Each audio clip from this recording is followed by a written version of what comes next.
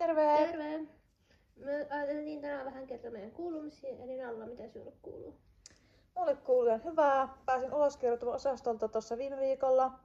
Sen jälkeen vointi on ollut tasainen hyvä. Ja Lepponeksen osalta veriarvot korjaantuu ja sitten sitä lääkitystä jatketaan vielä. Ja mä oon myös muuttamassa Pohjois-Pohjanmaalle isän luo lähiaikoina. Lähinnä sen takia, että osastokierre katkeisi. Mutta siis toki harmittaa se lähtö siinä, että kun en näe Bellani usein, mutta ikävä tulee ja podcasteja tehdään aina kun nähdään. Mutta Bella, mitäs sulle kuuluu? Minulla on ihan hyvä, että poikisten kanssa menee tosi hyvin ja muutenkin ihan hyvin. Harhat on ihan ok, lukuttamatta sitten Maiso, joka aina kiljuu välillä. Ja sitten minun vähän harmittaa, että Nalla muuttaa pois, mutta sillä ei voi mitään.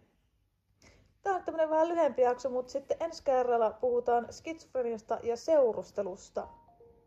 Moikka! Moikka!